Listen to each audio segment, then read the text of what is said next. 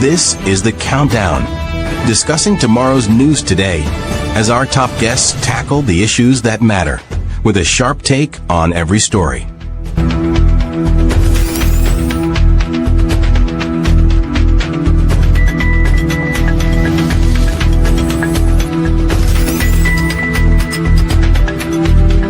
And now, here are your hosts, Andrew Weeks and Onyx Duncan.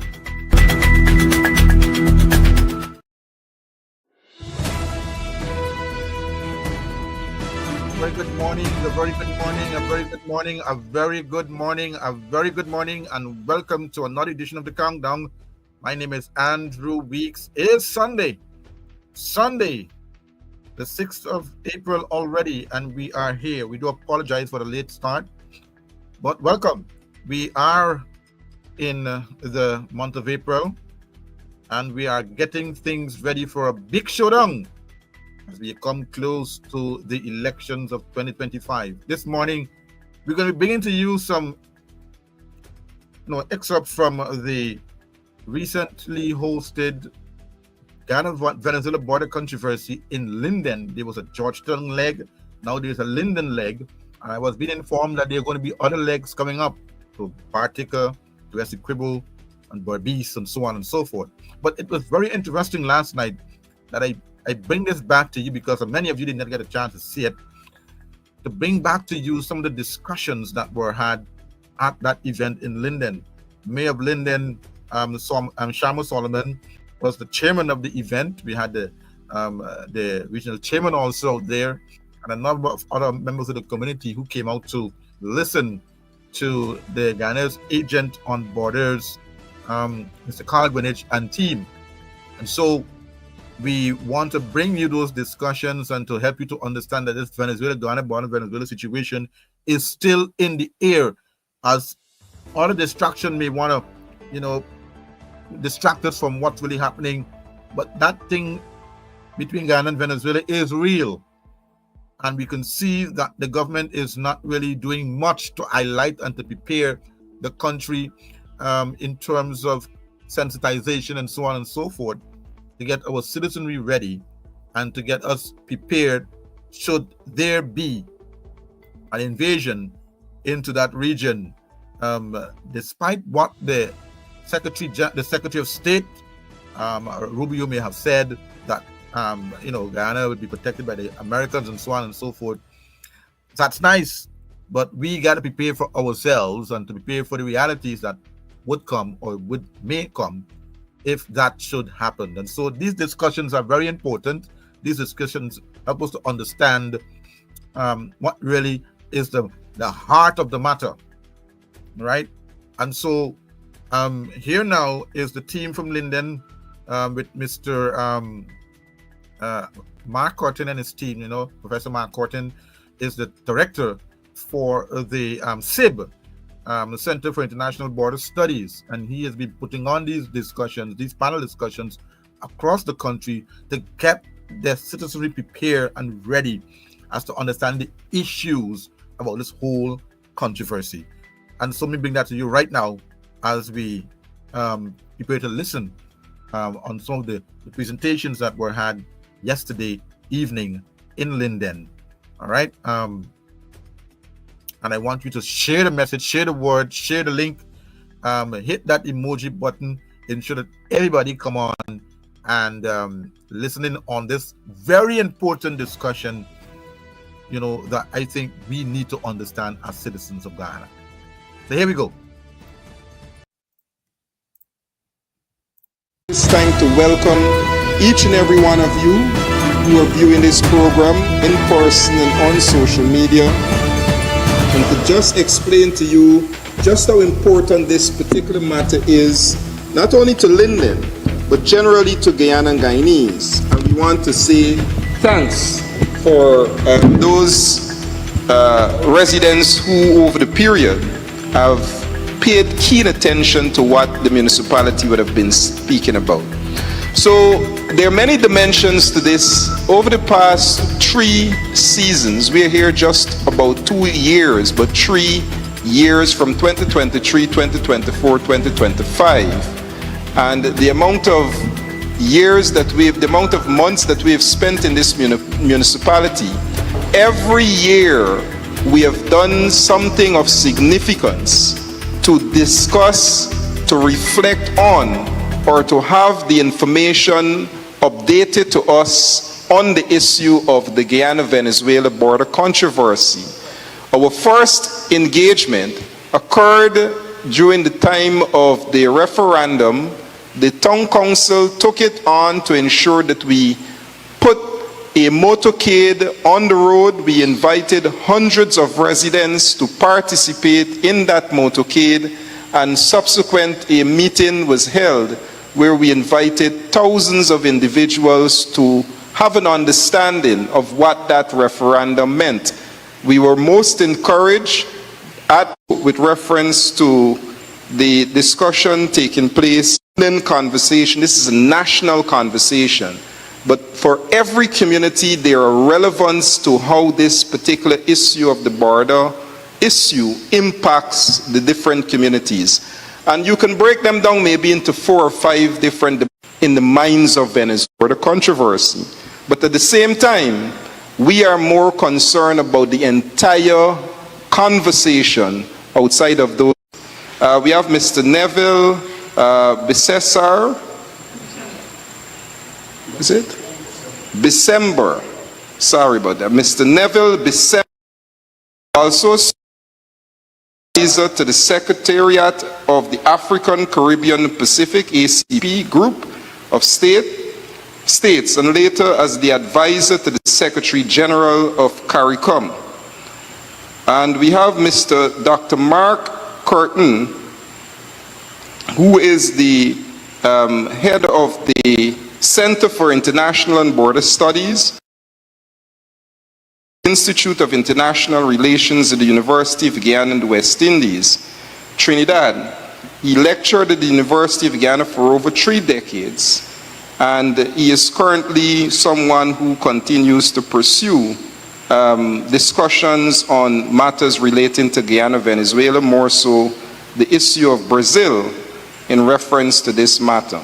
And then we have Professor Paulo Gustavo Carrera, is a professor at the Federal University of Ampere in Brazil. He is the director of the program Border Studies, University of Ampere, and have published widely reference to the discussion on the Guyana-Venezuela border controversy, and that will be done by our first person on the panel, Mr. Carl Greenwich.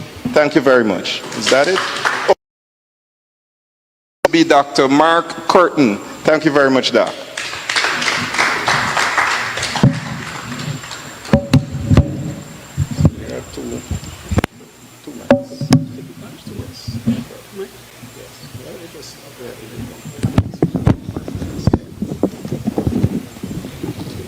Good evening, and thank you very much for being here, ladies and gentlemen, and those who are in person and online.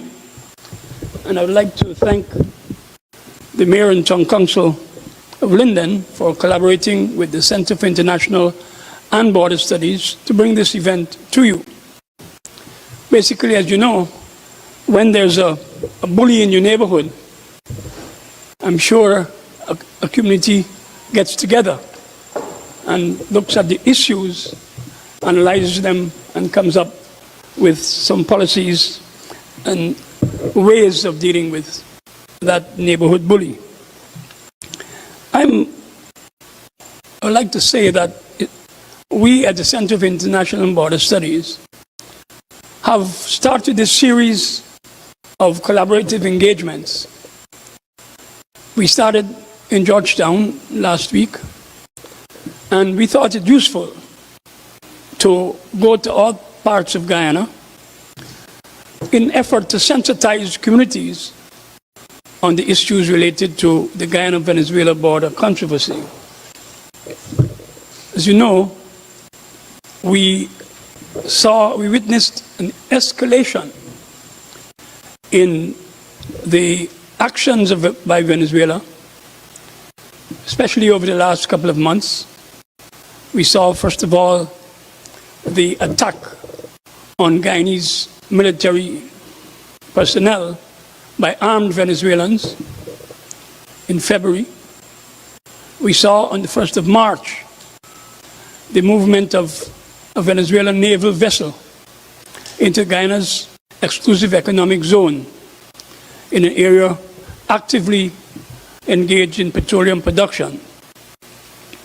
Equally as significant, to my mind, was the decision by Venezuela to have an election which is due to take place on what they termed the 24th state of Venezuela, Guyana Essequiba, on the 25th of May, one day before Guyana celebrates its 59th anniversary of its political independence. So we've seen an escalation in the aggressive action by Venezuela. And we thought that in an effort to contribute to this sensitization, this public education, that we should come to Linden. We think that Linden is important, a gateway to Brazil and to South America. And we feel it's also important for you to understand clearly some of the issues that surround the controversy. I've been asked by way of historical context to present some views. I go back to the 1800s when, after a series of disagreements, there was the Treaty of Washington in 1897, and thereafter the 1899 arbitral award by the tribunal, which came up with a full and final settlement of the border, of the boundaries between Guyana and Venezuela. Additionally, after that, in 1905, after the surveys were done, a mixed commission, which Venezuela was a part, and we have to note here that in every stage, Venezuela was part of the exercise. So there was full agreement in 1905, and then in 1931, Brazil, British Guyana, and Venezuela established what is known as the tri-junction area, based on where the Brazil borders met Guyana and Venezuela. And that was agreed by all parties. And even up to today, Brazil has maintained that borders which have been settled juridically are inviolable, that is, they can be changed.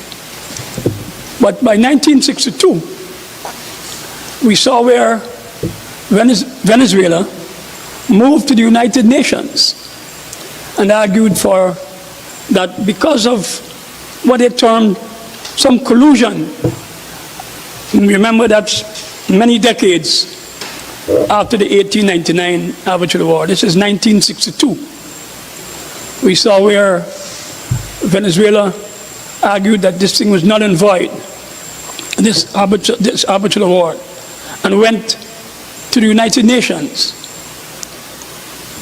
A team was established and given 4 years.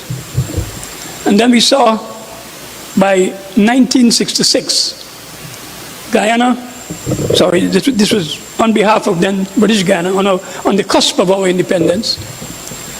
We saw the Geneva Agreement, I think you have a copy each there, which was signed between or among Britain, British Guyana, and Venezuela, giving 4 years to have some form of settlement, after which it would be referred to the United Nations again. So that didn't work. So we've seen where, indeed, there have been negotiations. So when people talk now about going back to negotiate, I don't think that should be on the table at all. So we saw by at the end of 1970, or in 1970, we saw with the intervention of the Prime Minister of Trinidad and Tobago, the establishment of a protocol, the Protocol of Port of Spain, which put in cold storage the issue, and attempts were made to ensure that there was some level of movement to ensure that there was some form of end to the controversy. That did not work.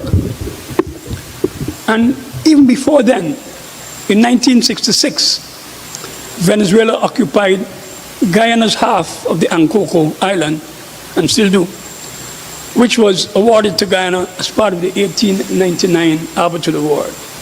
So we saw all types of movements by Venezuela.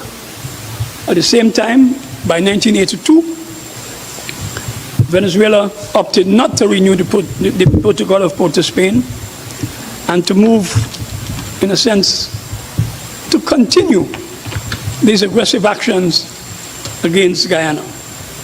So this unwillingness in 1982 left Guyana with no alternative but to seek another effort at settling the controversy.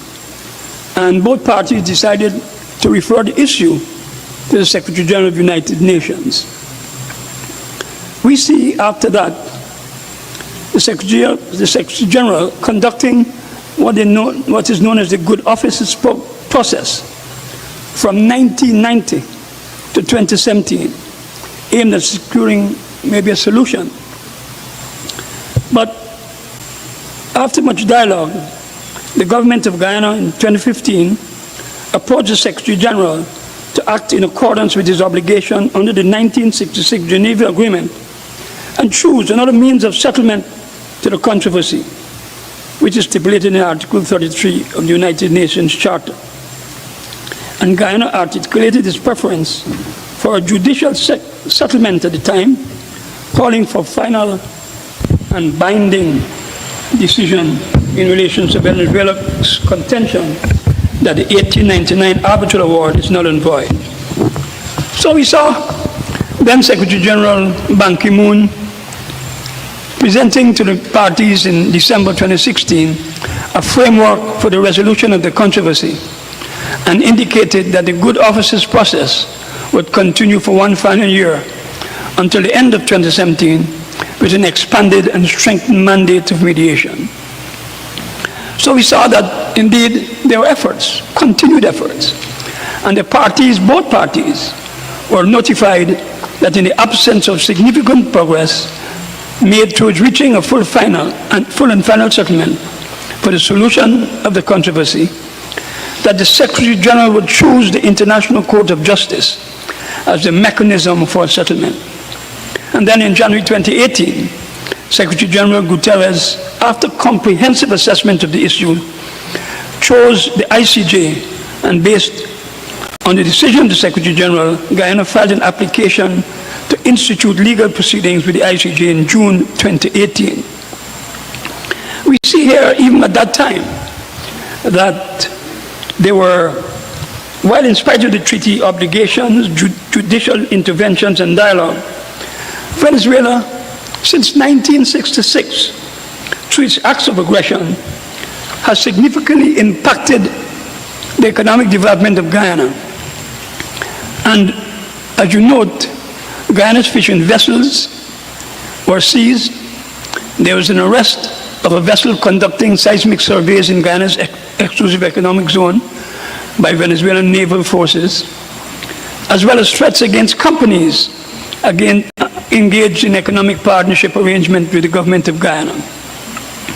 So we also note that even in 2015, May of 2015, Venezuela issued a decree, 1787, which declared Venezuelan sovereignty over Guyana's maritime space adjacent to the Essequibo coast. And this threatened the sovereignty of several neighboring CARICOM states, including Suriname, Trinidad and Tobago, and Barbados. And while under some pressure this was withdrawn, there was another decree, I think it was 1859, which succeeded it, which merely removed the coordinates related to the maritime zone. So here we see significant pressure, aggression and aggressive acts against Guyana. So as we move to the most recent part and past, I think that those events demand our attention and analysis. As I mentioned, in late February, we saw the armed Venezuelans attacking Guyana Defense Force personnel. On March 1st, as I mentioned again, the Venezuelan naval vessel went into our exclusive economic zone and approached a floating production, storage, and offloading vessel operated by a consortium comprising ExxonMobil Guyana, the Hess Corporation, and the China National Offshore Oil Corporation, in clear violation of the maritime boundaries recognized by international law. Guyana should simultaneously seek to upgrade its military asset base for maritime, aerial, and ground defense. At the same time, I believe they should continuously alert the UN Security Council about the escalating threat levels. Additionally, I believe that given the clear and present danger to the Guyanese citizenry, there should be the establishment of a special unit in Guyana comprising professionals, academics, and other skilled personnel on a full-time basis to be engaged in strategic analysis and policy recommendations, especially in the context of the rapidly changing and increasingly complex regional and global geopolitical environment in which we live. Additionally, with the security of member states being part of the fourth pillar of regional integration, enshrined in the revised Treaty of Chaguaramas, CARICOM, the Caribbean Community, should actively consider the enlargement or widening of the regional security system, of which Guyana is a member, to establish a Caribbean regional security system and launch a military observation mission in Guyana. At the same time, given our hemispheric interests, Guyana should look for a joint approach to the United Nations to seek to establish a multinational military mission, a force which can act as a deterrent to possible incursion on Guyanese territory. And note I said hemispheric rather than the reliance of one nation. To me, it's not without significance that Guyana's neighbor, Brazil, has gained much experience in the region as a result of its participation in several missions, including the military humanitarian mission in Haiti. Because of our interest, Guyana's interest and participation in several regional organizations, I think that the Association of Caribbean States must also be engaged in the regional effort, especially in the context of the view that the region must continue to be a zone of peace. One must remember that the Association of Caribbean States was founded out of the West Indian Commission in 1995 and talked about the widening and deepening of the integration movement. And those came from the Time for Action, a report which was done by the wise men of the Caribbean. I also believe that the Community of Latin American and Caribbean States, CELAC, in which Guyana participates through its chair, the sitting chair of CARICOM, who is one of the quartet of countries coordinating the 33-member grouping. CELAC must therefore also be integrally involved in the promotion of adherence to the rule of international law and peaceful resolution of controversies through internationally established judicial institutions. Perhaps the most important approach to be done by Guyana is the sustained sensitization of its citizenry in order to avoid misinterpretation information deficits, and the emergence of speculation. This will ensure that the nation continues to speak with one voice. Thank you. Thank you, Mr. Chairman. We start, of course, by thanking the Center for International Water Studies, and in particular, Dr. Curtin. Thanks to Mayor Solomon and the Council, and to Lychas for hosting us.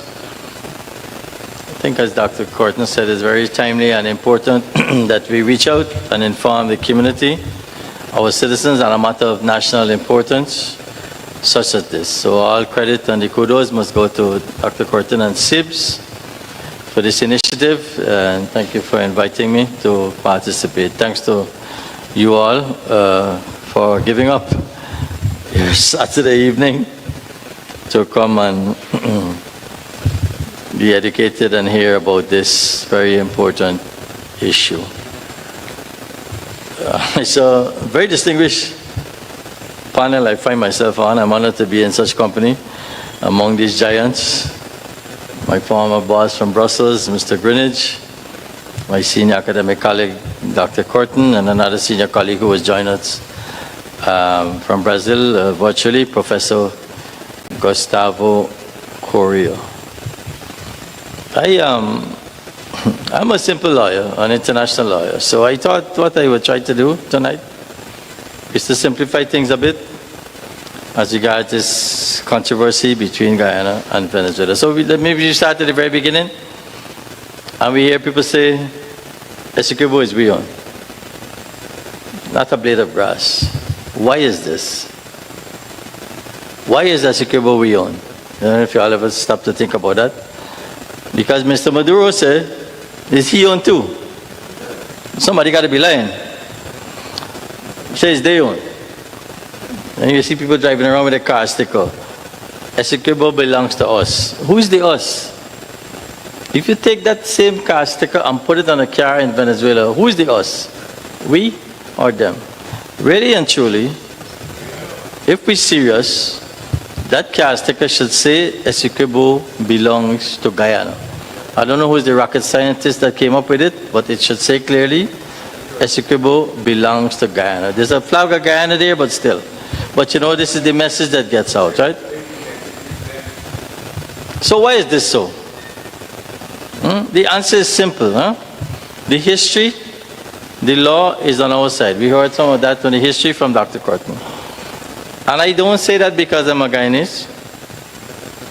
The facts are that the history, the law is on our side, and it has been so for over 100 years. Okay? You should know that there's something called state practice. The practice of states. All right? Some of you might recall Mr. Greenidge, when he was Foreign Minister, don't let anybody fool you, that the country, Guyana, is as we know it on the map. All 83,000 square miles. For 60 years after the award, their state practice has supported that. All right? Again, let's look at the history. And a good example, a good indication is place names. Like, okay, Linden. Linden is named after who? Everybody know that. Mr. Barnum, right. Durban Park is named after who? You don't know one. Right. Anybody? It's named after Sir Benjamin Durban, a British governor of Demerara and Essequibo, and later British Guyana during the 19th century. New Amsterdam, that is Dutch. La Pénitence, that is French.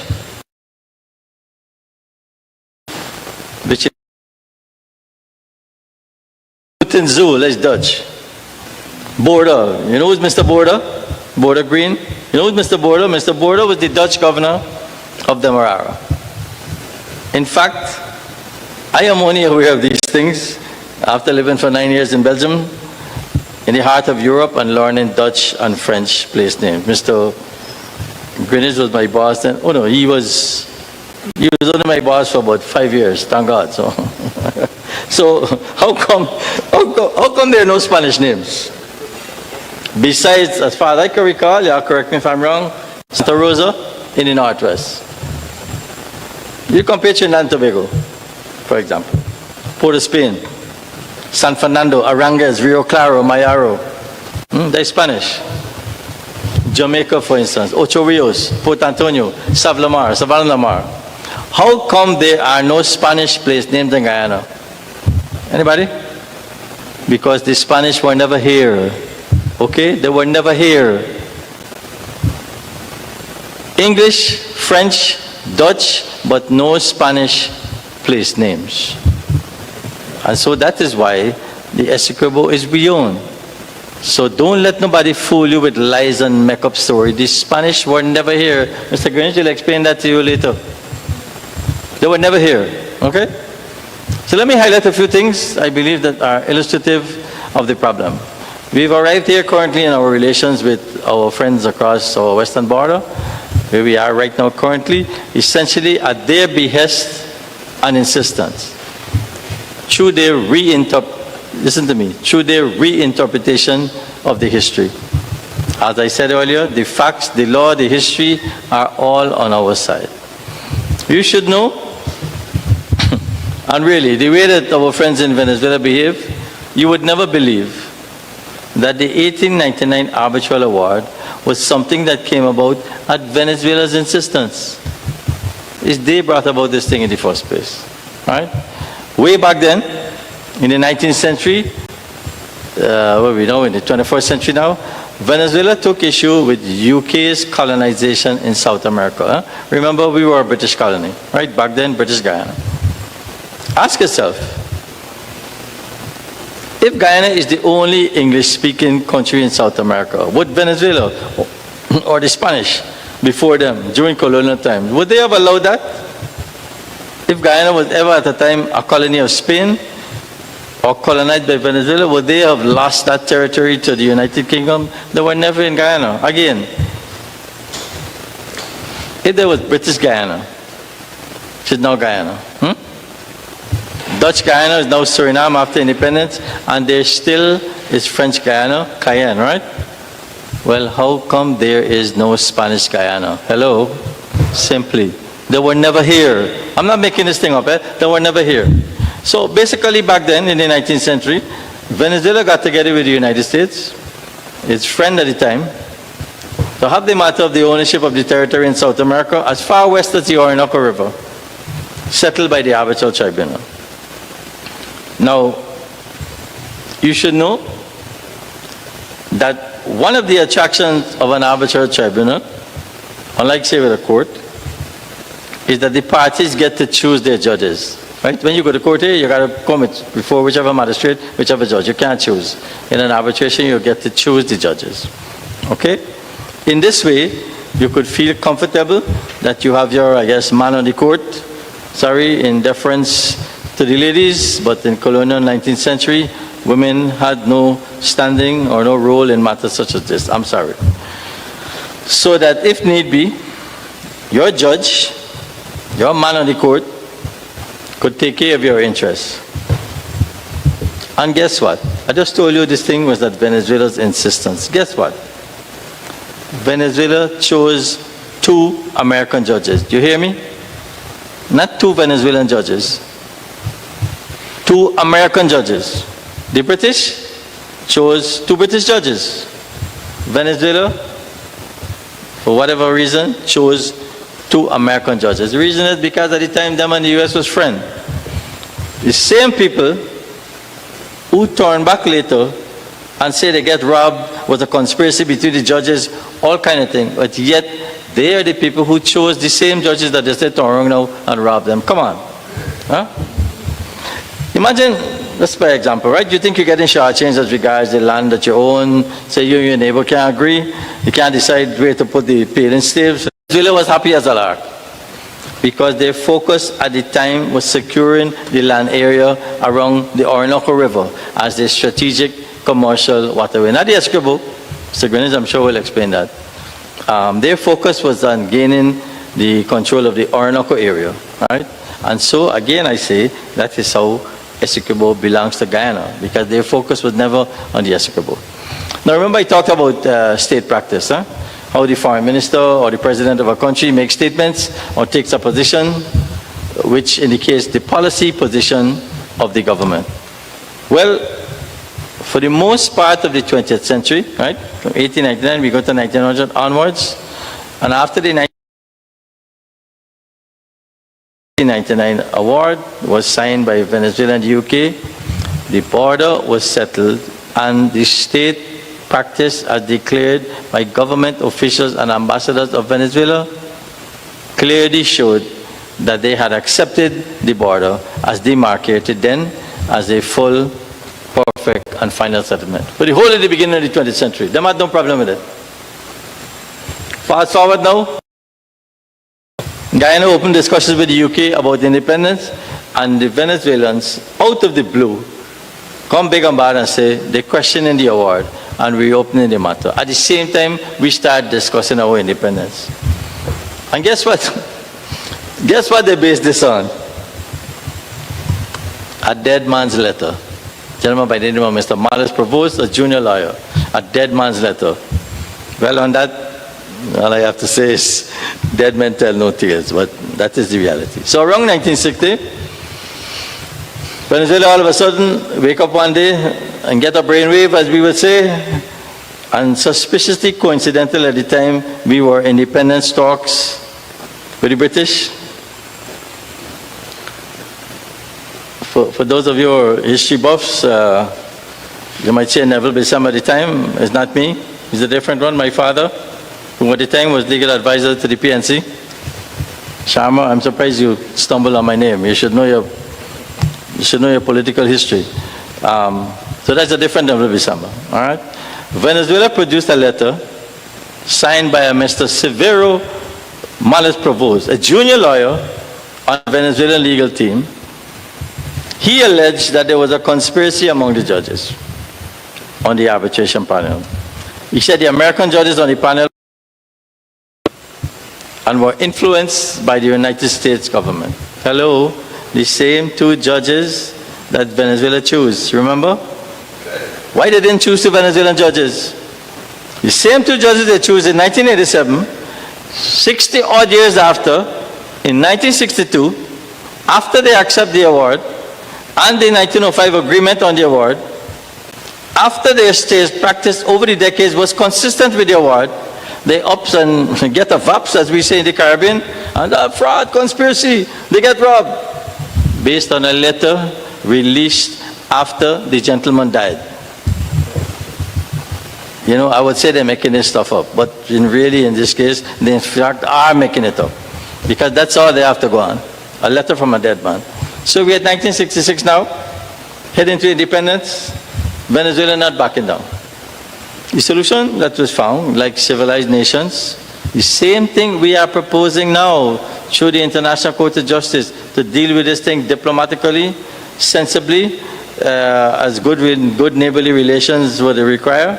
Same thing then, like civilized nations, British Guyana, UK and Venezuela met in Geneva and London and came up with the 1966 Geneva Agreement. We were trying to show it on the screen, but Mr. Greenwich has kindly circulated copies to you.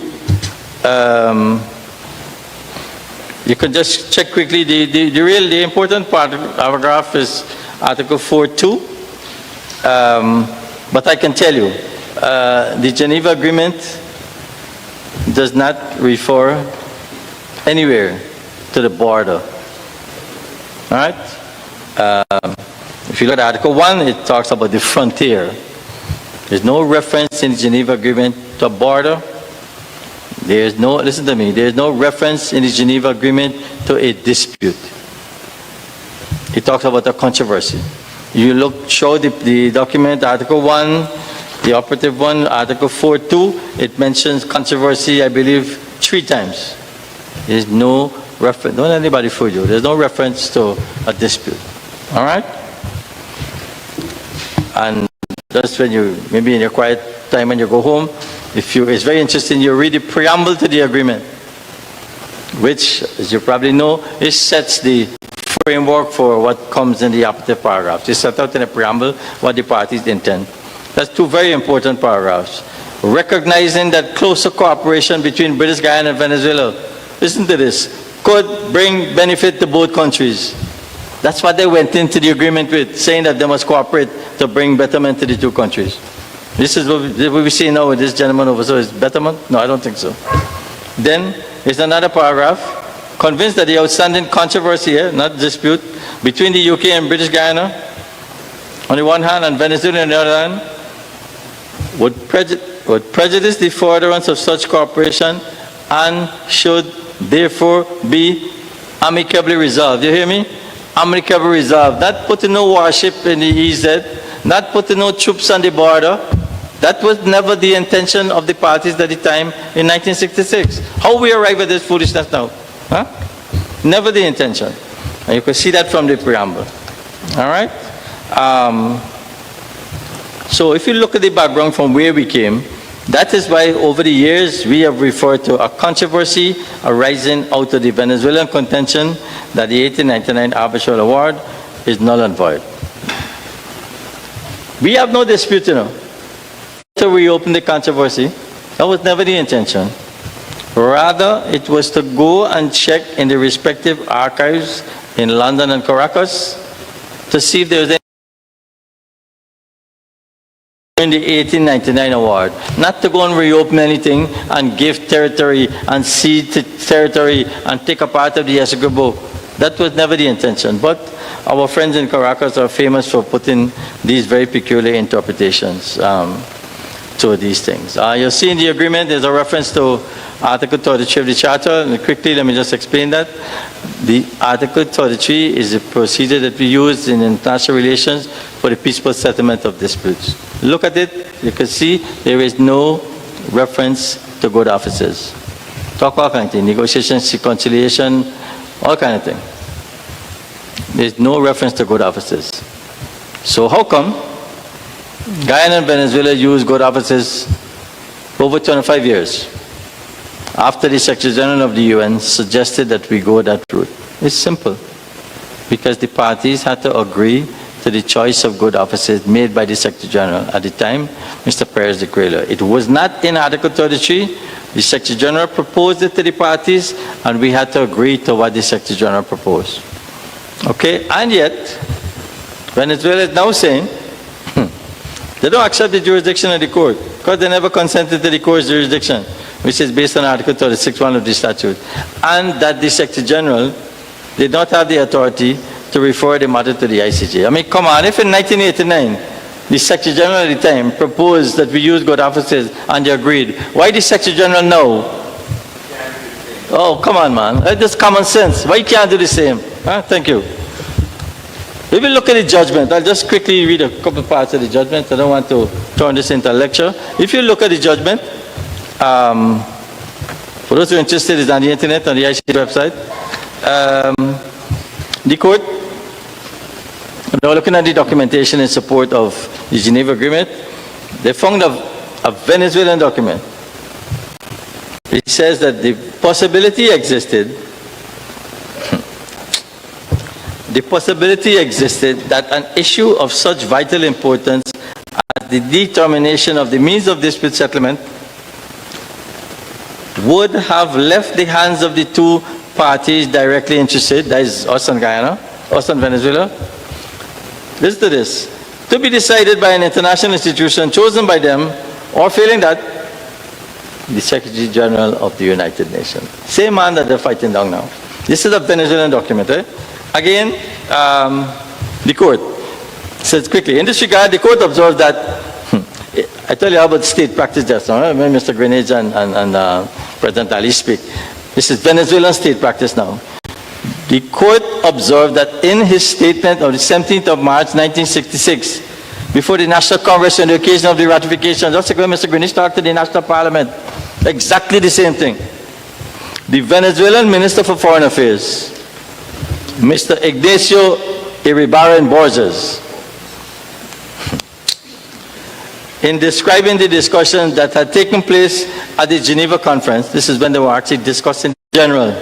Same man that they're fighting down now. I'm not making this up. It's there in writing, in their state practice.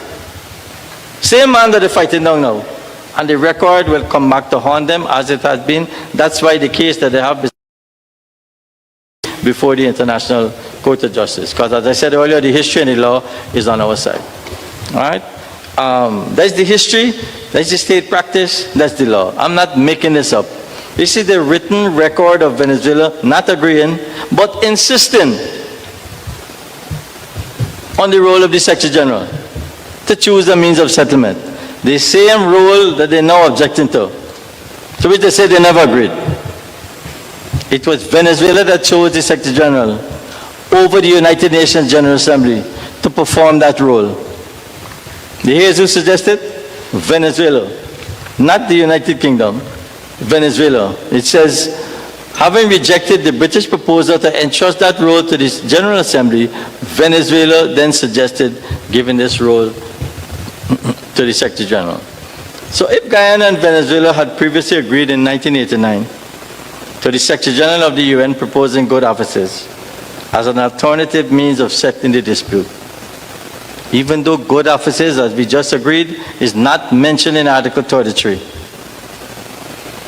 And if, as I just discussed, it is Venezuela which insisted that in the drafting of the Geneva Agreement in 1966, the choice of a means of settlement from Article 33 of the UN Charter was to be done by the Secretary General, not the UN General Assembly. Why then in 2018, when the same United Nations Secretary General wrote the President, he wrote President Granger, he wrote President Maduro, wrote the President of the two countries and said he had chosen the ICJ as the means of judicial settlement, why then, how come could Venezuela come and say they don't agree? The SG has no such authority.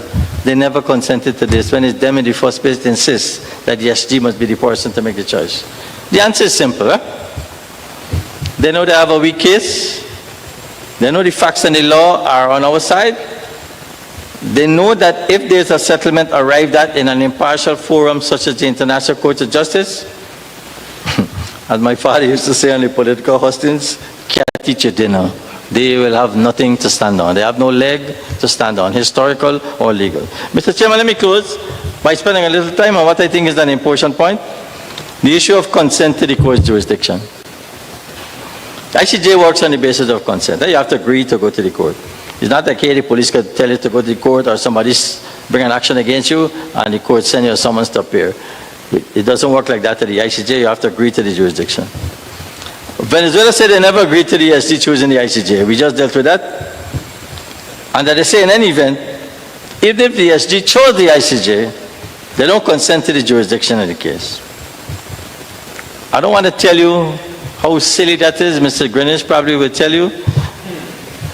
Because even though they say the court has no jurisdiction, they have been attending court, making, every time Mr. Greenwich run up there to the Hague, they're right there with him. Right there, sit on the lady with him. Delcy Rodriguez sits there right next to him. Yet they say they don't respect the court and they don't accept the jurisdiction, but they're there. They're attending court, making oral presentations and filing counter memorials even to the argument Guyana had previously submitted. I don't understand that as a lawyer, because if you're going to the court, you've submitted to the jurisdiction. How could you say you don't agree with it? But that's for our friends on the other side of the border. If you look back briefly at Article 4.2 of the Geneva Agreement and to the last sentence, it says, quite briefly, the Secretary General shall choose another of the means stipulated in Article 33 of the Charter, and so on. Listen to this. Until the controversy had been resolved. Hello? Until the controversy had been resolved. That is what they agreed to, that they will use this procedure to resolve the controversy. Right? So, in doing that, this is what the court said. The court notes that, according to the wording of Article 4.2 of the Geneva Agreement, the parties conferred on the Secretary General the authority to choose among the means of dispute settlement. We just discussed that. Until the controversy has been resolved. It observed that Article 33 of the Charter includes, on the one hand, political and diplomatic means, and on the other, adjudicatory means such as arbitration, judicial settlement. The willingness of the parties to resolve their controversy definitively is indicated by the fact that the means listed include arbitration and judicial settlement, which by their nature are binding. When you go to court, you get the decision, that's it. You could appeal to it. In the ICJ, there's no appeal procedure. It's a final court, right? Like the TCJ. The phrase "and so on until the controversy had been resolved" also suggests that the parties conferred on the Secretary General the authority to choose the most appropriate means for definitive resolution of the controversy. The Court considers the Secretary General's choice of a means that leads to the resolution of the controversy fulfills his responsibility under Article 4. Same responsibility that our friends in 1966 insisted that the Secretary General must perform, that now they're backsliding and said they never agreed to it. Right? And then finally, just on that point, and the court's, of course, judgment now is authoritative on this matter. The court recalls that Venezuela had argued that the Geneva Agreement is not sufficient in itself to found the jurisdiction of the court, and that the subsequent consent of the parties is required even after the decision of the Secretary General to choose the International Court of Justice as a means of judicial settlement. However, the decision taken by the Secretary General in accordance with the authority conferred upon him under Article 4 would not be effective if it were subject to the further consent of the parties for the implementation. You give the man the authority. You tell him you could choose. When the man chooses, you want to second guess the man? How? That kid can't work, then we going wrong in circles all the time. You have to give the gentleman the latitude to choose the means as you yourself insisted in 1966. Moreover, an interpretation of Article 4 that would subject the implementation of the decision of the Secretary General to further consent by the parties would be contrary to this provision and to the object and purpose of the Geneva Agreement, which is to ensure a definitive resolution of the controversy, since it would give either party the power to delay indefinitely the resolution of the controversy by withholding such consent. It's like a veto. The man chooses X. You vex, you don't want X, you fold your hand. You can't go forward. The object of the agreement was to settle the controversy. You decide he must choose. The man choose. And you what? Just get up your face and say you don't agree with that? How? You can't second guess the Secretary General. Otherwise we would get nowhere. My dear friends and colleague, for the invitation to talk about a little bit about the impact of the escalating crisis between Venezuela and Guyana, and trying to look at the perspectives of Brazilian roles on this dispute. No? Well, first, I will talk to discuss the impact of the escalating crisis between Venezuela and Guyana. I have to talk a bit about the relationship between Brazil and Venezuela. Over the past 2 decades, Brazil's relationship with Venezuela undergone a significant transformation, shaped by political shifts and regional changes. From the strategic partner under Lula I and Lula II, that 2003 it started, and Hugo Chavez, the diplomatic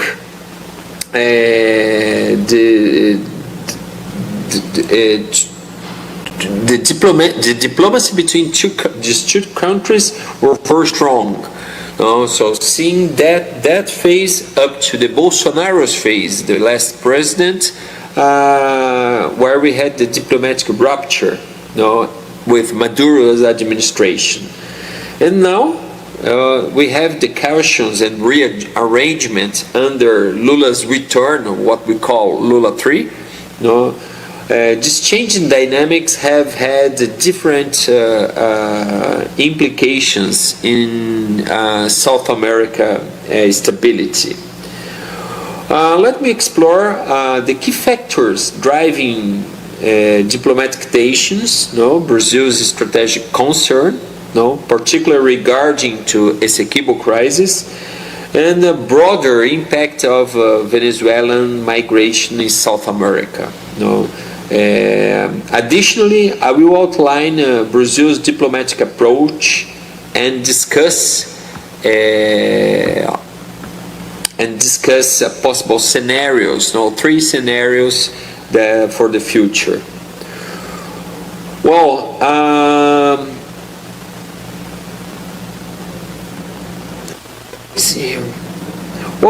the first phase between Brazil and Venezuela that I would like to emphasize is during the first and the second Lula period of government between 2003 and 2010 and Hugo Chavez. Brazil and Venezuela strengthened ties through a strategic partnership based on political affinity between these 2 leaders and the goals of fostering South American integration. This period saw a signing of trade agreements, investment in regional infrastructure, regional infrastructure, and the consolidation of Mercosur, culminating in Venezuela's accessions into the bloc in 2012, already under Dilma Rousseff presidency. The second phase that I would like to stress to you is during the administration of Jair Bolsonaro and Nicolás Maduro. That was marked by a diplomatic rupture. The opposite what we had on the first phase, the Bolsonaro supporters, that Brazil wouldn't become a Venezuela. Well, the third phase began with Lula returned to the presidency in 2023, marked by initial attempt to re-engage Venezuela into the South America integration and relationship. Brazil resumed dialogue with Maduro and reintegrated Venezuela into the regional forums. However, 2 recent developments strained relation once again. First one is Maduro referendum on an Essequibo, the main point of our discussions that you are doing right now. And the second one would be, it is the Venezuelans 2024 presidential elections. Well, in December 2020, hold a referendum on the annexation of the Essequibo region, currently under Guyanese control, raising international concern. Brazil firmly opposed any military escalation, emphasizing the need for peaceful resolution. Additionally, in Venezuela's 2024 presidential elections faced scrutiny from international organizations. Lula, while cautious, made critical remarks regarding the Venezuela's government authoritarian tendency. This stance led to the withdrawal of the Venezuelan ambassador from Brazil and further strained diplomatic relations. A further sign of deterioration of Brazil's this relationship between Brazil and Venezuela is the decision of Brazil to veto Venezuela's entry into the BRICS group. While Maduro sought to expand his influence in international forums, Brazil, historically positioned as a mediator, opted to block Venezuela's participation, reinforcing the diplomatic distance between these 2 countries. What could we say about Brazil's concern over the Essequibo crisis? Brazil has strategic reasons to be concerned about the escalating dispute between Venezuela and Guyana. Beyond the risk of regional destabilization, the crisis threatens President Lula's vision of a rebuilding South America as an integrated geopolitical bloc. A military conflict could deepen existing and hinder regional cooperation's effort. Another major concern is the potential for uncontrolled surge in migration. Venezuela's economic and political crisis has already forced millions to seek refuge in the neighboring countries, including Brazil. A worsening of this situation could place additional strain on Roraima, the state just bordering Guyana and Venezuela. And we see that in numbers. Brazil received over almost 200,000 people last year. Half of it is Venezuelans. And when we talk about South America, we can see that in Colombia, for example, there is over 1 million Venezuelans. In Chile, almost 300. In Peru, almost 500, just to give some numbers, to give an idea, the explosion of this migration. Well, let's see a little bit of a scenario, a possible scenario if the crisis between Venezuela and Guyana escalates. I have drawn some scenarios to have a look. Well, the first scenario would be Brazil and that's possible.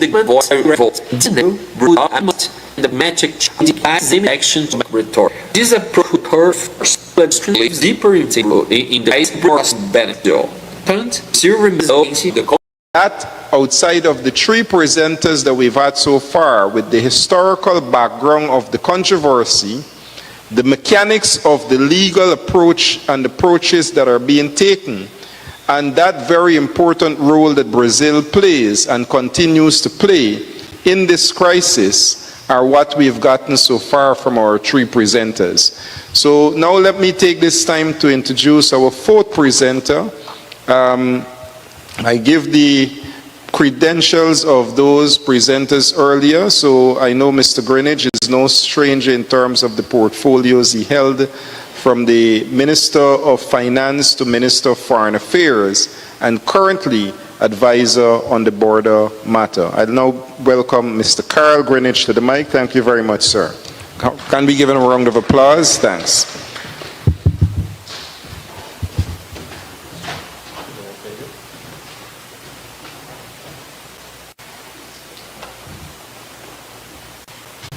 Ladies and gentlemen, good evening. And thank you ever so much for your patience. And don't get put off by the screen. I know that some people object very much when they can't see me. Not because I'm popular, but for their own reasons. They might want to throw things or something. Anyhow, I'm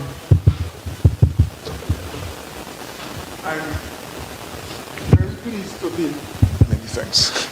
I'm very pleased to be offered the opportunity to speak to you again this evening. You know I have some weaknesses. I don't admit to many of these. One of them is liking to come to Linden and to speak to Lindeners. So by inviting me, you're indulging me. I'm not doing you any favors. And tonight, I want to say, since we've chatted before on this particular matter, and you may have even heard me speaking on another occasion last week or the week before on the same matter, and I don't like to just repeat the same exercise each time I speak. So what I'll try and do tonight is to highlight some aspects of the presentations made by my colleagues. Some of the things they spoke on, I don't need to speak on again. Some of the things they spoke on, I want to cast some light from a different angle. And some of the other things, I have perhaps got my own obsessions about, and therefore crave your indulgence by going to speak to those things. But in order to keep this presentation manageable, I will keep close to this computer on which I have some slides. I don't think that they've plugged me in.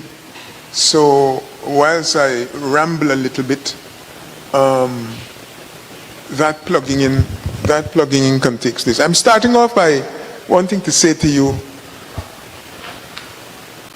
speak to you about the importance of the Essequibo.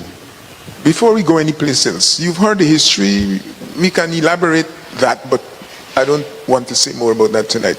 Essequibo, why Essequibo? What is its importance to Guyanese? I have a suspicion that many of our colleagues, I don't mean at the table, in Guyana, who are very supportive of this case, are often not able to tell us why is Essequibo important. Yes, it has all the minerals, everybody knows that. It also has some of our most able people. Some of our most outstanding national celebrities have come from Essequibo. Let me name them for you. You may remember that the second or the first prime minister we had, Tolmer Reid, come from somewhere in that place. Well, listen, do you want me to speak or you want to take over the floor? Yes. Dr. Reid, Mr. Clarence Ellis, does that name mean anything to you? Dr. Mohammed Shahabuddin, these names mean things to you? There is also a man who I've always taken to be a Berbishan. Now, can I find his name? Because he knocked around New Amsterdam for many years, and I see the British have him as perhaps the greatest living artist in Britain, by the name of, you here come from New Amsterdam? I don't like when Linden people tell me they don't come from New Amsterdam. We know all of them come from Berbice. In fact, well, maybe those who don't come from Berbice come from Essequibo. Frank Bowling. This name may not mean much to you, but the British have named him. He is the only man of African descent in the British, what's it called? The British Society of Arts. He paints, he writes poetry, all sorts of things. He was born in Essequibo. I'm not wanting to say to you that all his greatness was due to growing up in New Amsterdam, but something must have rubbed off on him from New Amsterdam. But the point I'm wanting to make really is that some of the greatest national figures, even outside of politics, are from the Essequibo. And so we should value it and recognize that the richness of our culture owes quite a lot to the Essequibo and its human resources. Am I making sense to you? So it's not just to say, well, Essequibo got diamonds and gold and whatever. It has produced and is still producing some of our most outstanding figures. It is not easy for a black man to appear in Great Britain and to enter into the Royal Society of Arts. He is the only one of all the others that you can find doing things. Okay? Some of the others that are there, you would have known, of course, amongst our national heroes, or close to a national hero, is Damon. Okay? But the point I'm really making to you is that over the years of Guyana's existence, Essequibo has contributed enormously to the culture that we know, the culture that we have. Two aspects of that have to do with language. We have, over the years, produced two creoles, and these are serious creoles, not the creole that is spoken in the road today. When you hear those creoles, you will recognize that a lot of the vocabulary you wouldn't know at all. One of them is Kepi. It is a creole that developed in the Essequibo. That is a very distinctive creole. There is one associated with Berbice and Kanji, but the one that I'm telling you about reflects the influence of the Dutch in a way that you can't find any Venezuelan influence. In other words, what I'm saying is that when the Venezuelans went to the court, the ICJ, last year, they explained two things, and both explanations were fabrication. Wealth, its income levels, its GDP, actually they used, was attributable to the gifts that Venezuela had made to Guyana by way of the oil agreement under Petro-Caribe. Completely untrue. And the other point they were making had to do with a culture in Guyana where in the 19th century and the 18th centuries you will find most people speaking Spanish. Again, completely false. It's also like a comment that President Maduro was making last week, telling them that Essequibo was won by the Venezuelans through the blood and sweat and bullets of Simon Bolivar. Well, in fact, Bolivar never wandered this way at all. He never came within Guyana's borders. And so that is one of these falsehoods that Venezuela routinely peddles to the rest of the world about their influence and their presence here. That is completely untrue.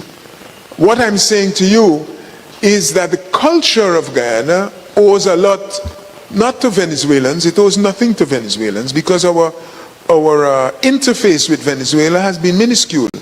You've got a greater interface with Suriname. Guyana and Suriname's interface far greater than with Venezuela. Okay? It is even greater with Barbados. Okay? Which you should know. Even from names. Barbados never occupied Guyana by sending soldiers here. But any set of African names that you find in Guyana are probably mostly out of Barbados. Even the name Greenwich, it's a peculiarly Barbadian name. Greenwich is a place in England. The spelling, the proper spelling, which is the way I spell it,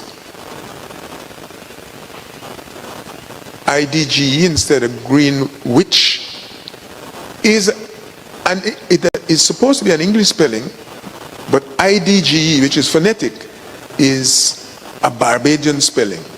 Okay? You will find it in very few places outside of Barbados. You find it in Guyana, you find a few in Trinidad, a few in Belize, and I don't know, I've never come across a Greenwich in Jamaica. But what I'm saying to you is that our culture, if you pay attention to our culture, you will recognize not only its import, how deep it is, but who have contributed to it. Venezuela's culture has never contributed in any meaningful way to the mainstream culture of Guyana, and even the indigenous Indians, the Waraos, who they claim they are wanting to protect from Guyanese, reflects a culture, again, that has helped to contribute to this country in a way that Venezuela itself hasn't contributed. The other point I want to make is that the link between Guyana and Venezuela has to be distinguished from the link between Guyana or between Venezuela and Spain. Venezuela is not Spain. And it is Spain that was given these territories by the Papal Bull of 1492-93, by which they were given the powers to come and colonize these places and convert all the occupants into Christians and so forth. That was Spain. By the time 1648, Spain and the Netherlands had come to blows. They were one country, under at least one royal household, and the Netherlands fought Spain in a war that lasted 80 years. And at the end of the 80-year war, Spain was forced to give the Netherlands its independence, what was called the United Provinces. And it is out of those wars that Guyana inherited its 3 counties, Essequibo, Demerara, and Berbice. And the 3 counties are the places that were first operated separately, then jointly as Essequibo and Demerara under one governor, and then subsequently as British Guyana in 1831 they were combined. Okay? So Guyana has a very interesting and odd history of its own. It is reflected in its culture, and its culture is different. Whilst it has close links to some places, such as Trinidad and Barbados, as I mentioned, it is very different in many ways. The mix of people is a different one, and there are many other dimensions of the culture. Even the language, as I say, we have a Creole here that is not, it doesn't exist anymore. The last Creole speaker died in Berbice, I think, around the first decade, 2011 or 2012, I don't know exactly when. But this work on the Creoles was being done at the University of Guyana. And there are publications, including by Ian Robertson and the Louis lecturer, a Dutch woman who works at the University of West Indies, has written on these cultures. And more recently, you might have seen on the news, a professor from MIT, Dr. Kars, who worked on the 1763 revolution, she calls it. And she goes through the history of African revolt and with whom alliances were made, which set of Indians, why they got through, why they didn't get through, and so forth. These are aspects of our culture, and they are very distinctive. They are very specific to Guyana. And I'm saying in all of that mix, when you put all of that mix together, the Essequibo itself features prominently and importantly. And there's even an atlas on linguistic research. I see that there's a piece here I've marked in January of 2012 on the publications and the work.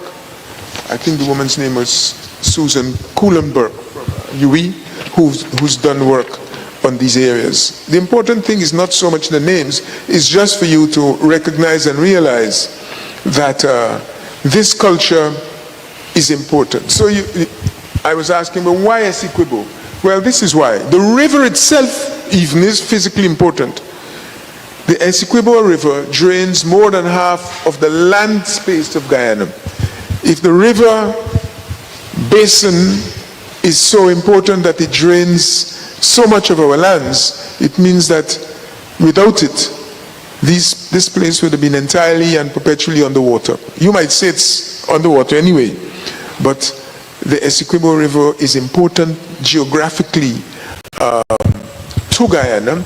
It is important also because it allows you to travel. I'm looking behind me because I was wondering whether I have the map. The map that I'm going to show you in a minute is a map of Guyana, and that is the map that Venezuela and you still have your pointer? Venezuela and Britain agreed on. You can't see all the details, but I want to show you one thing about the map. Thank you.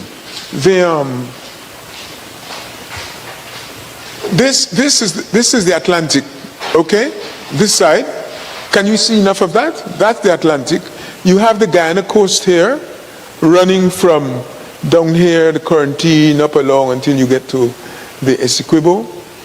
And the important thing is if you are able to see clearly, you will recognize that the Essequibo River, you know, all these other rivers of Guyana, you probably can't see that well enough.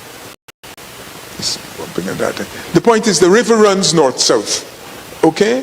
And if you want to get to these places, of course the northwest of Guyana, it's up here, Ettering-Bang, Pointe-Pla up here, you have to travel down the Essequibo and take its tributaries, Mazaruni, Pomeroon, and then the Rupununi River down here, if you are to explore these areas.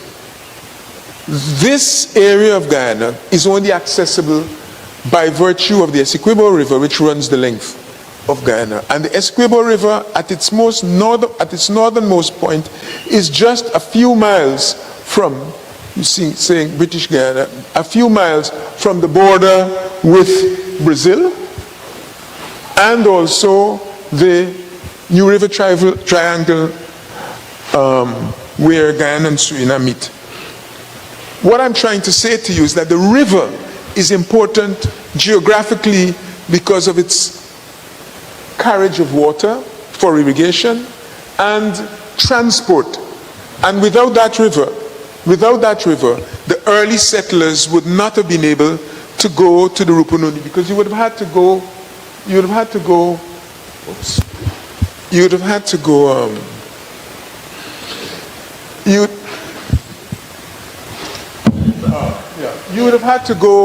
around the top here. That's the extreme northwest from Venezuela and Colombia.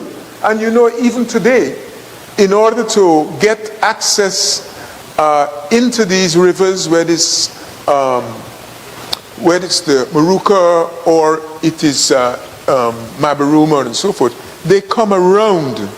You can't easily go overland across this way due to the rivers, and perhaps not the rivers, due to the forests. And that's what I'm saying to you. The river is important. And the other point I'm going to make, which is linked to this, I'm jumping a little bit.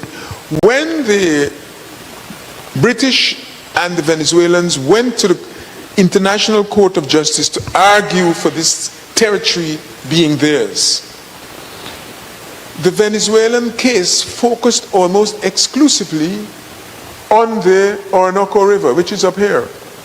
The Orinoco River is a far larger river than Essequibo, many times larger than Essequibo. It is one of the world's largest rivers in terms of the volume of water it moves. Second to the Amazon and the River Zaire in terms of the volume of water. But in terms of the area that it covers and the area of its drains, it is a number one. We talk about the Essequibo as being a massive river. Well, it's massive relative to Berbice and Kanchi. But relative to the world's major rivers, it is not there at all. At its mouth, it's very wide, but the reason why Venezuela was so obsessed with the Orinoco is its importance to draining, irrigation, and access into Venezuela itself. And that was a fact. Throughout the 1899 award, that is what they were arguing for. On top of that, at the northernmost point of the river, you have an estuary, right? And the estuary here meets with one of the most important trading routes in the world. Today you have, beyond Trinidad, going up this way, you have the Panama Canal. You'd have heard of the Panama Canal, everybody's heard of it. It's like the Suez Canal. Most, as a canal, it is responsible, I've forgotten the proportion now, for a very significant portion of world trade.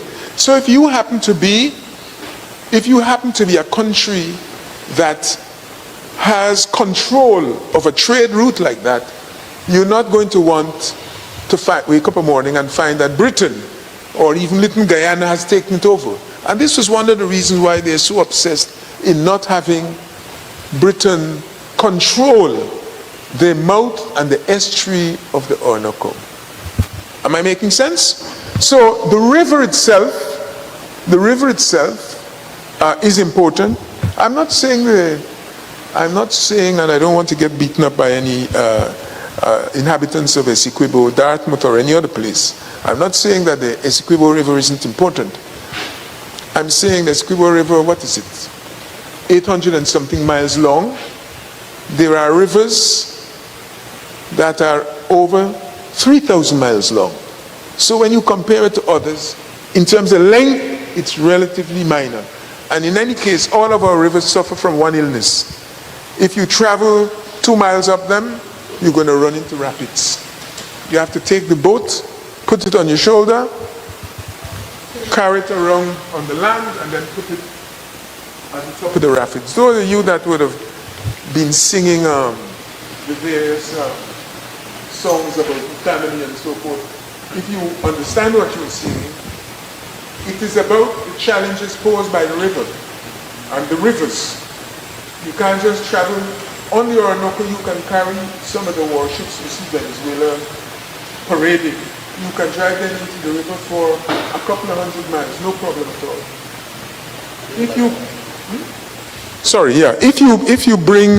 If you bring any of those, even Transport and Harbors Department vessels into Berbice River, Kanji, or Demerara, it doesn't take you very long, and if you're not watching carefully, to run into rocks. That's the difference. So that tells you a little bit about the import of this physical phenomenon to Guyana. The other thing I want to mention is, Mr. December mentioned to you a little bit about not a little bit, a lot, and I gave you the Geneva Agreement. The Geneva Agreement, as I explained, is important because everything Venezuela says it has rights, every right that it claims it has to Guyana, it tells you you'll find it in Geneva Agreement. And as pointed out, nobody's asked me for the $1 million, so I don't have to go to Mr. Trump's mate to get the $1 million for you, because there is no mention whatsoever actually of the Essequibo River, the Essequibo region in the agreement, nor is there any mention of the transfer of land to or from Venezuela in that agreement, nor is there any commitment of either country to give up territory to the other. It's not in there. But it is important for you to, because it's short, keep it close by, and whenever you hear Mr. Maduro and Madame Delcy Rodriguez speak about it, you're going to hear them making reference to it. You look and see just how much of it, of what they say, is untrue. Come on, let's give Mr. Greenidge a round of applause. Thank you very much, Mr. Greenidge. So this evening, for those who, I am so excited, you would not believe of the content that was delivered this evening. And I think the history, every time we have one of the presenters give their perspectives, it is most important. And we got from Comrade Greenidge the opportunity to hear the importance, very importance of the Essequibo as a region, the Essequibo as agreements by Venezuela. But I think what was clearly pointed out is that there is no ideology that restricts the ICJ from acting in a fair and unbiased manner.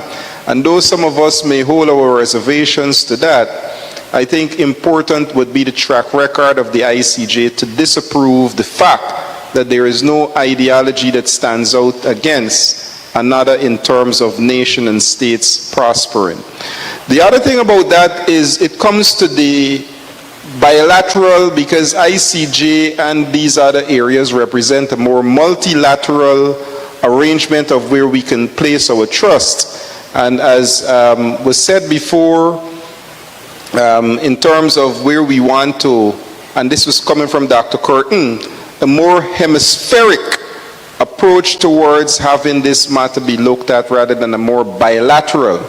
And what Mr. Greenwich pointed out was, even though we have our American friends, and of recently we saw just what that friendship means, and in the signing of some of the agreements, whether those were security, trade, or also issues of oil and gas, it becomes important as to what are some of the things that we subscribe to in those agreements, which brings us more closely to a bilateral defense rather than a more multilateral defense of these institutions, ICJ, UN, and whatever. So even though we are comfortable to appreciate what we are seeing with movements on the geopolitical level or the political influence of our partners, it is still important for us to be very cognizant of what does this mean for Guyana. We see what the ICJ ruling and what is taking place in the Middle East. We see what the ICJ ruling, what is taking place in Africa. We see the ICJ ruling and what is taking place in even Russia and with the Russian president. But we don't see the effectiveness of the ICJ in terms of ensuring it is a deterrent to mighty states who believe that they can go outside of those rules. And let us not forget, the international order is made up of different approach, whether it's realism, liberalism, and for some of these states, they have no respect, as they believe the only important element is state in the international order. So thanks again for the presentations that were given by our four presenters. It was most important and impressive that we could have had the opportunity to have a very important topic. I cannot emphasize the ability to digest this conversation is what makes it a challenge in itself that brings about the sort of interest that you see, whether good, bad, people have the time, the patience, and it is because of that amount of information to consume and the importance of its consumption that many times we lose people in translation of just what we're asking for their attention. So for you who are here, I want to thank you for your time, your commitment. For those who have been paying attention via the social media platform, thank you for your time and your commitment. For the presenters, our panelists, let me say thank you to Dr. Curtin, most important, who coming from the Center of International Studies and himself a presenter, demonstrated just where we want to see patriots, Guyanese, continue to play a very important part of imparting knowledge, but at the same time, showing that consideration for fellow Guyanese so that we can all be brought up to date on this most important issue. And for Mr. Neville December, I want to take the opportunity to say thanks for that legal perspective of giving us an opportunity to see just what grounds we stand on in terms of our defense of this matter. And unfortunately, we could not have gotten the entire presentation from Mr. Correra, but it's important for us to appreciate the importance of Brazil as not only a neighbor, but as one of the giants in South America, part of the international order, in terms of reshaping that with BRICS and so many of the things that Brazil is a part of, whether UNISUR and Mercosur and so many regional engagement that Brazil is a part of, it cannot go unrecognized and unnoticed of just how much important they are in this crisis and bringing resolution to it. And to Mr. Carl Greenwich, who gave to us a very concise summary of several areas to look at on this crisis, and more so the current matter that is before the ICJ and where Guyana stands on these issues. So once again, thanks to our panelists, thanks to you, the public, and I want to say for us to continue to pay attention to this matter. Just before we go, There are some areas that people may have some questions, and if no questions, I'll still ask the gentlemen before they wrap up to give us their closing remarks. But for those who may have questions, it is now open for any question that people may have and they would like answered. Eternal gratitude to the panelists. You have brought some points much clearer to what is already known to some of us. But this is just a recommendation, this is not a question.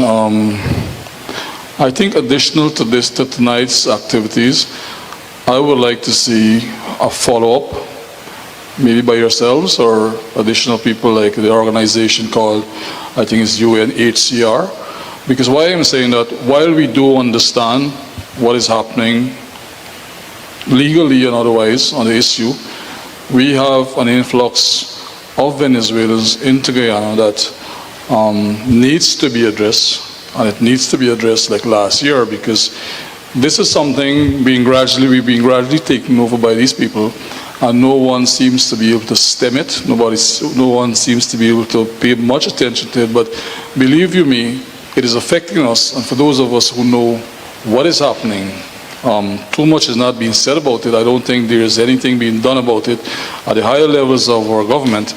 But we as a region are concerned, because there are certain things happening in Region 10 that never quite happened before the last 5 years or 4 years.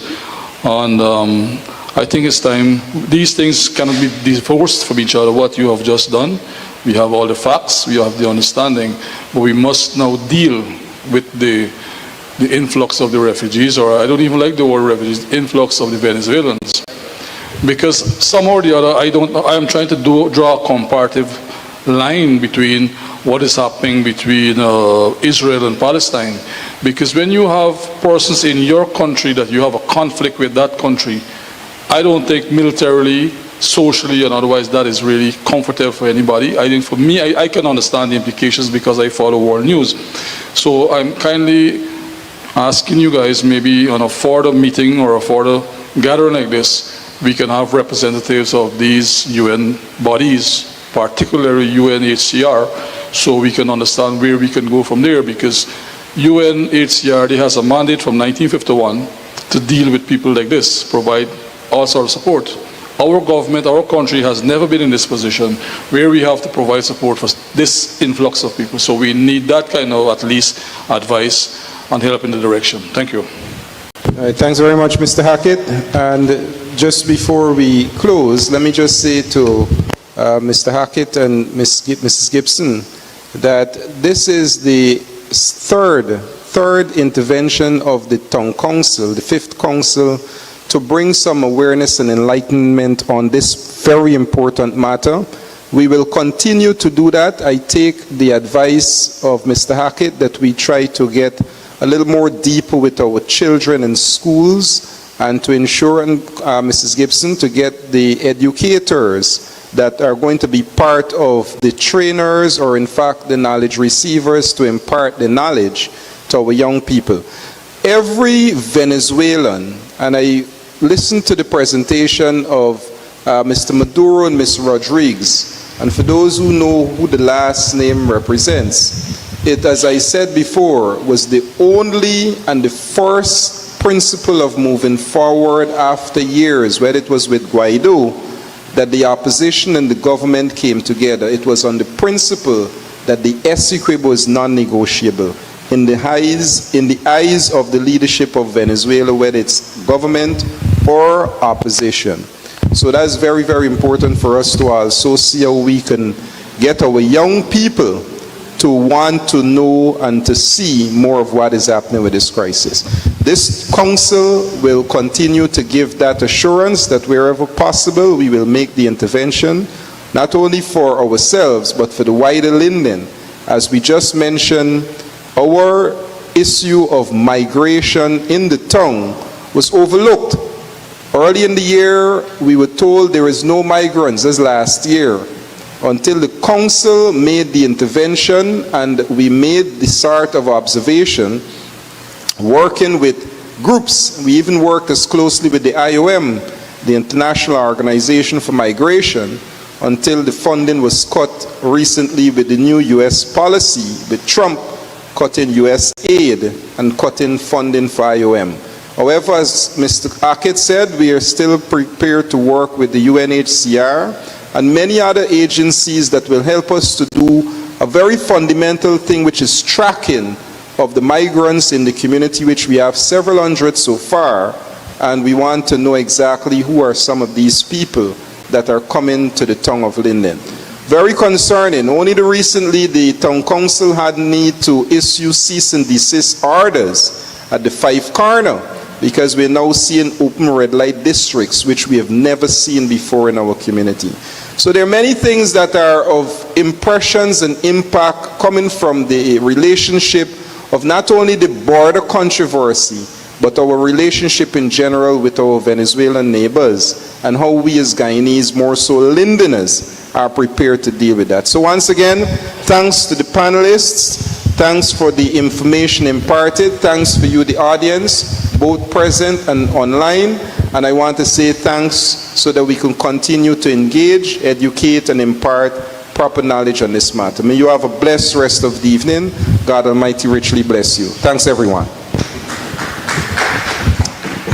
Before I go, rudely of me, the panelists, do you want to say, close with anything? Anything?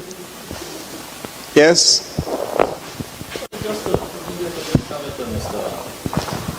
Mr. Hackett, is it? Thanks. Just a quick comment, quickly, as quickly as possible. And I'm sorry, this is my training as a lawyer. There's a difference between migrants and refugees, okay? Most of the Venezuelans coming across the border are economic migrants. If they're refugees, they would be fleeing political persecution. And the whole principle about that convention you mentioned, if you look at it carefully, is something called, it's French, non-refoulement, no return. You can't send back a refugee from the place from where he came, because if you send him back, you can get jail, lock up, torture, and so on. These people that come across the border here, look, the night of the election last year, they had big bacchanal outside the Venezuelan embassy in Georgetown. These people already started celebrating. I don't know if you remember, early in the evening, Mr. Maduro was behind. And the people were already rejoicing that he was gone. By 1, 2 o'clock in the morning, they do whatever they had to do. The gentleman declared that he's the winner. Most of those people, I can't predict anything about politics in another country, but most of those people would willingly return to Venezuela if there's a fundamental change there. And they wouldn't be arrested, they won't be prosecuted like refugees, right? So this is the first thing we need to find a distinction between. Secondly, there's a humanitarian element to this thing. I use this example with my students. If you're in a neighboring country, you see it all over the world. In Africa, you have the cases right in the Caribbean, Cuba and Haiti. People in Jamaica and Cayman Islands and Bahamas will tell you about the amount of Haitians that wash up on their shores. You can't send them back. That's why U.S. started with this wet foot, dry foot, all kind of things. Don't let me digress. If you come across the border, we have a humanitarian obligation to take these people. Right? The example I use is that during war, and we're not at war with the Venezuelans, during a war, if there are 2 battleships fighting offshore, and one get blown up or whatever, and the sailors of that boat are drowning, you don't sail away and leave them. You have an obligation under the laws of war and humanitarian international laws to rescue those people. That's why you have, I tell people sometimes war is a very disciplined thing. There's Geneva Conventions about how you treat prisoners. So let's get the distinction clear. Just like go in a situation at sea of warfare, you have an obligation to rescue the soldiers of the enemy. If you transpose that idea to a situation of people fleeing economic persecution and hardship in Venezuela to come across here, we have an obligation to take them in. But it's not a charity we're running here. And I believe Dr. Corton has done some research in this thing. I think the government has been less than creative, less than active or proactive in addressing the situation. I think we can agree on that. As to what they do, or you monitor them, what kind of resources you give them, how long they stay, whether you get them an ID card and so on. Those are issues beyond certainly my remit. But I think the phrase that Mark uses is manage migration. You have to manage the migration. And of course, from a security point of view, I'm no security expert either. You hear that people infiltrating them. The U.S. now declared TDA, Trinidad a terrorist group. If Trinidad is all the way in the United States of America, you think they're not here? And they don't walk around saying Trinidad. So that is for the security people to do the work, but I just wanted to draw that distinction between migrants and refugees. Thanks. Well, I totally agree with Neville, but let me say that I believe that we should have what I call managed migration. Have a structure in place to register these folks. There are templates both from UNHCR and IOM. And I think that Guyana should be more proactive in approaching Neville that yes, we must go.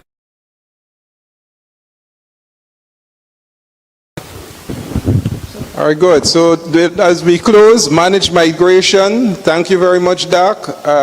You know, we are not unaware of the issue of migration. Only a few weeks ago, the Minister of Home Affairs, and it was good to hear it from him, there is no assumption from the men at the table that we do have sleepers that came in with those migrants. He said that. He said that. Quite a few sleepers. This is exact words. Quite a few sleepers came in. We've identified some. Obviously, they've not identified everyone. And the issue of migrants in our community becomes an issue when we are, as the two dilemmas posed to us, as an international student, as a student of international relations, we have an obligation to ensure we treat with people who are fleeing, as Doc said. But how do we determine that when our own nation is confused as to the classification as to who these people are? One. But as a town council, we are stretched for resources, and we've asked government to ensure they help the council to improve its institutional strengthening the capacity building to deal with the stretched and limited resources that are being competed for. And some of those, whether they're land or whether they're people husbands, you know, scarce resources, yes, you best believe a lot of broken homes and things are taking place because of this sort of migration. We know that, quite frankly. So those things are becoming very evident, even as I spoke just now about the importance of looking at this matter from all perspectives. Thank you very much.